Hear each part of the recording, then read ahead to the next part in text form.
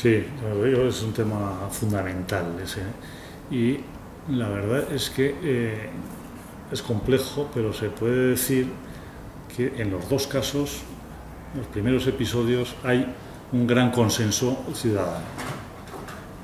Pero se consigue, ese consenso viene naturalmente de esa sensación de que hay proyectos pendientes que todo el mundo ve bastante claro que hay que ejecutarlos, ¿no? Hay que desarrollarlos. Y claro, la decisión de llevarlos a cabo pues está en manos fundamentalmente de los políticos. Los políticos elegidos democráticamente que de todas maneras pues tienen que tomar decisiones que son difíciles de consensuar muchas veces cuando entras en el detalle. Y algún ejemplo más concreto, yo participé en los grupos de trabajo previos a la Expo 2008.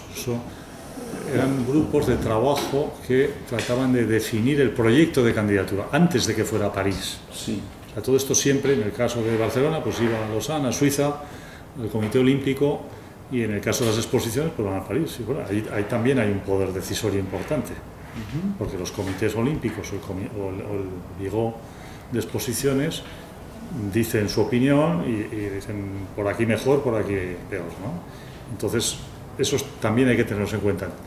Con lo cual, el resultado, yo creo, es la combinación de poderes decisorios que en parte están en los comités oficiales, olímpico y de exposiciones, en parte en las ciudades, en los políticos de las ciudades, en el caso de Barcelona y el de Zaragoza también, el poder municipal y en parte el poder estatal, porque el Estado tiene que apoyar y depende de cómo lo vea, pues puede apoyar en un sentido o en otro, puede decidir, yo prefiero hacer una infraestructura que otra, porque yo pago el 70 o el 80%.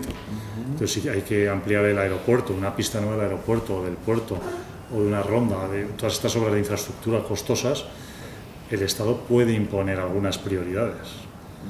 Pero es sorprendente ver cómo, si hay consenso, incluso cuestiones que tradicionalmente han sido competencia del Estado y era difícil incidir, si la ciudad dice, no, nosotros preferimos esto, alteramos el orden de prioridades, el Estado generalmente lo aprueba, ¿no?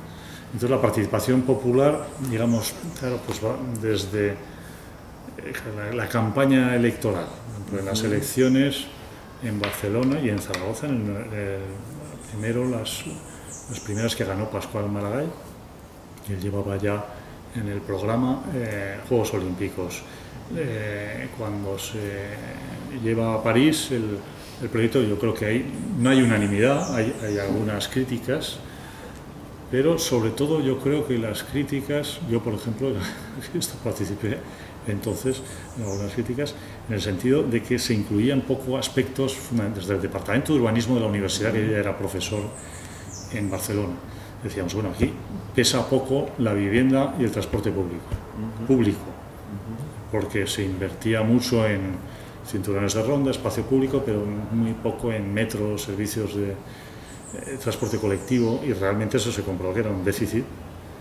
Y también la vivienda, se consideró poca atención a la vivienda, y eso se corrigió luego hubo mucha más inversión, sobre todo en transporte público, en vivienda menos, ¿no?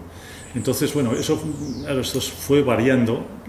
En el caso de Barcelona, Olimpiadas al Fórum, y la situación del Fórum fue mucho más crítica.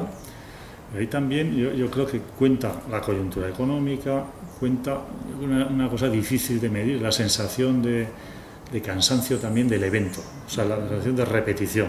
Es decir, como ha funcionado una vez, vamos a hacerlo otra vez. Eso también pasó, por cierto, en Zaragoza. Después de ese se planteó otro evento, que no he contado, que era otro tipo de exposición de paisaje, horticultura, que se hace mucho en Alemania y en Holanda, y la oposición popular hizo que se cancelara el proyecto. Una vez concedido en el Foro Internacional en Dubái, hay otra organización distinta que también, como esta, se organiza estas exposiciones. Bueno, pues en ese caso se vio que no hubo consenso y se paró. Sí. Y se paró totalmente, ¿no? Con lo cual los mecanismos Bueno, son complejos, pero yo creo que efectivamente están en manos de los políticos, pero los políticos tienen miedo de perder las elecciones. Entonces, tienen muy presente, incluso la experiencia así muy de cerca de Zaragoza, es sorprendente ver los políticos todos los días se miran los telediarios y los periódicos y si hay una cosa que no está clara, tienden a aparcarla. O sea que eso también, el tema del liderazgo es fundamental, ¿no? Porque lo más fácil para muchos políticos es hacer cosas pequeñas, es decir, no complicarse la vida demasiado.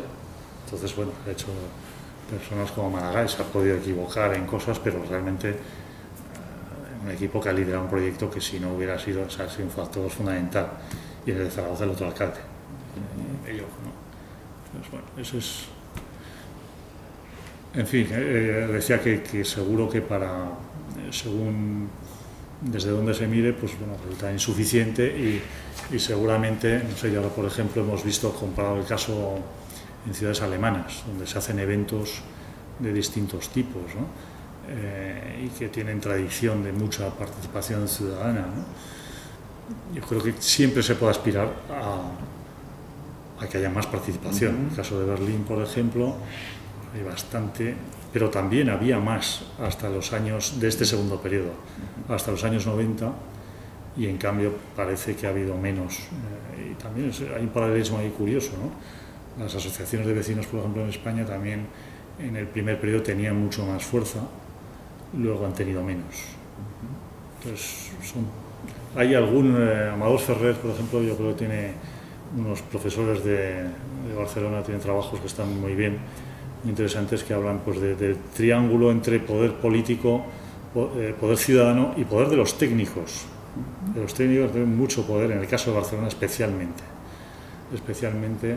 digamos, la capacidad para formular proyectos y para convencer a políticos y a ciudadanos, es decir, siendo aliados de los movimientos vecinales y aliados del poder político. Entonces el papel realmente en Barcelona es un caso muy interesante y mucha gente en Europa estudia el caso de Barcelona, ver ese tándem de políticos y técnicos, hasta el punto de que a veces se les ha dado medalla de oro, otro premio que consiguen en Londres, se daba a la vez a los políticos con los técnicos.